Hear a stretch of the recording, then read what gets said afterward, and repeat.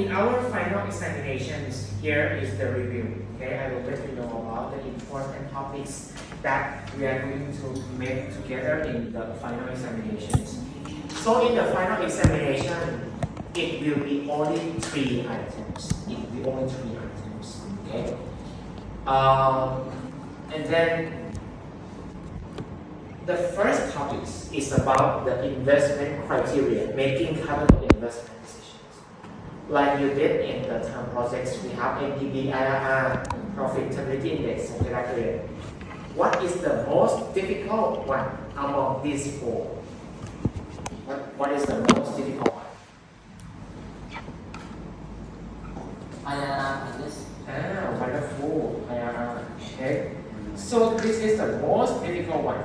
Okay. That is like the percent that you have to do the trial and error. If that is difficult, we won't cover in the exam. Okay. So will you see IRR in the exam? No. So among the remaining 3 indicators here, NPV, profitability index, payback period, I asked you only 2 of them. Okay, only 2 of them. Maybe NPV and payback period, maybe NPV and profitability index. Okay, so I give you a few projects with a cash flow. Year 0, year 1, year 2, year 3, year 4, for example. And then please calculate these 2 indicators and let me know which project shall be accepted. So if I give you like this, so you have to think that we invest 40,000 in the year 0, and we get cash flow 16,000 3 years in a row, followed by 12,000. So we calculate the NPV. Okay, and you let me know. So among those projects, maybe 2 or 3 projects, if all of them they provide you negative NPV, so you should reject all of them. If you face with the positive NPV, maybe we can accept them. Okay, so first of all, NPV, profitability index, and payback period. So if you work with your team in your term projects, don't forget that we should review how to calculate it. Okay, don't worry about IR. It is quite difficult to calculate that. So that will be the first issues. Okay. The way is that I provide you a review here, so you can save time during your final exam review. Okay. How many exams you will have next week? 6. Okay. It's gonna be very huge week.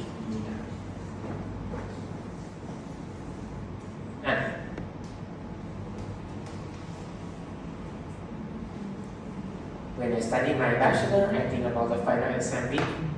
That is really a huge week. But once we pass it, that is a victory. So in the first question, we combine 2 items. The first one is about the NPV, profitability index, and payback period calculation. We have another small discussion question about the financial feasibility calculus. Okay. I will not ask you to remember 6 of them. I give a picture to you. And then I ask you to explain something. Okay? I ask you to reflect something.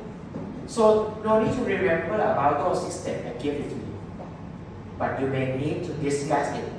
So make sure that what is the financial feasibility canvas, how it can help you to make decisions about your business opportunity. Okay? If you work on your own term projects, I believe that you can cope with this question easily. Okay, so based on the investment decision and LFC, that will be 1 item. Okay. This time I will not distribute the exam booklet. You just answer on the exam paper directly, and don't forget the calculator. So that will be the first item. So let's move on to the second item. The second item is about the cost of capital. Okay, the cost of capital. So we dedicate the whole second item to cost of capital. If you all remember, when we talk about the cost of capital, we have two costs. The first one is cost of equity, and the second one is cost of debt. Wonderful. So with the cost of equity, we are going to apply what we call dividend growth model, or DGM. I give you a list of the historical data in terms of the dividend history. So let's have a look here as examples. So what you have to be master in is what we call the cost of the dividend growth model, or DGM. Don't forget that D1 is the dividend in the next period. Okay, be careful. So D0 is mean the dividend on this year. Let us assume that in year 2023, they pay dividend in April 5 baht. They pay dividend in October 2 baht. What is D0? This year they give you 2 dividends. What is D0? D0 is mean the overall dividend in this period. It means the overall dividend in 2023. What is the D0? 5 plus 2. Therefore, D0 is 7. Be careful. Okay. Some of the company in the stock market, they give you a dividend twice a year. Some of them, they pay dividend to you 3 times a year. Okay. So maybe the choice, the case might come like only 1 dividend a year. That's going to be very easy. Okay. So if they give you a dividend twice a year, you have to sum them.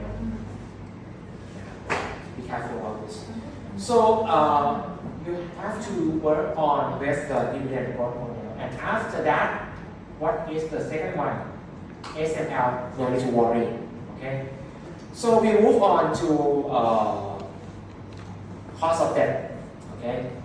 Cost of debt is quite difficult to calculate. Therefore, I give you existing yield to maturity. Okay. Once I give you the yield to maturity, you can interpret that actually that is the cost of, what is the yield to maturity? It is a cost of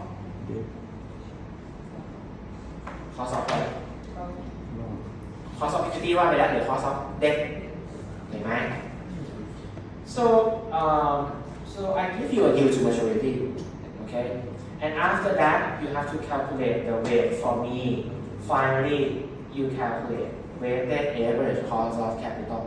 Okay, so the required formula in the exam I give you in the exam paper. Okay, so by the end of the last page, that will be an appendix with a list of the required formulas. So no need to, you can put your formula in your A4 note, okay, to make sure that you understand them. One thing that don't forget, you are allowed to bring one size A4 note in the examination room. Okay, you can write on your own, you can do the photocopy. Make sure it focuses on what we discussed here. Okay, now, apart from those topics we discussed here, you have to review, but no need to worry too much. Then we move on to the third question. Okay, the third question. So the third question dedicated to short-term finance and planning. Okay, we discussed many chapters, but these are the 4 chapters that we have to be master in for our finance. Okay, this is important. Source and cash. Okay, source or use of cash. Okay, if the asset increase, that is the use of cash. If the equity increase, that is the source of cash. If the debt increase, that is the source of cash. Be careful about this. And then finally, I give you a case about the cash budget. You must be able to explain what is a cash budget as a short-term financial planning. So once we talk about the short-term in finance, it means less than 1 year, and once we talk about the long-term in finance, it means more than 1 year.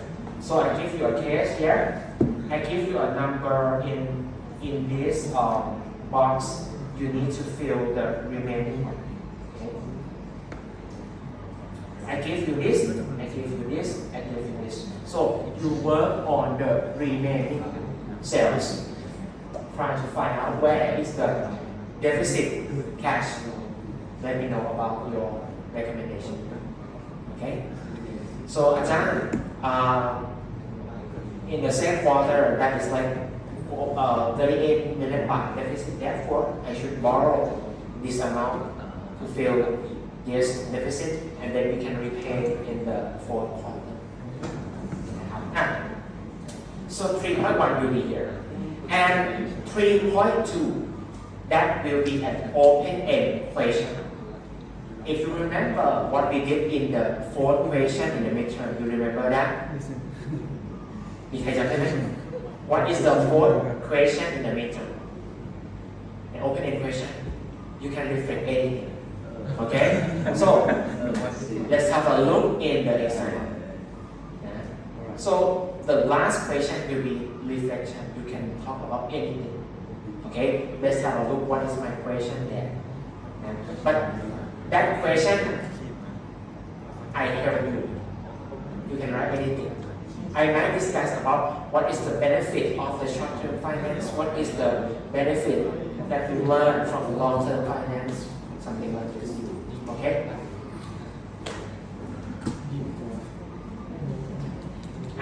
Okay, so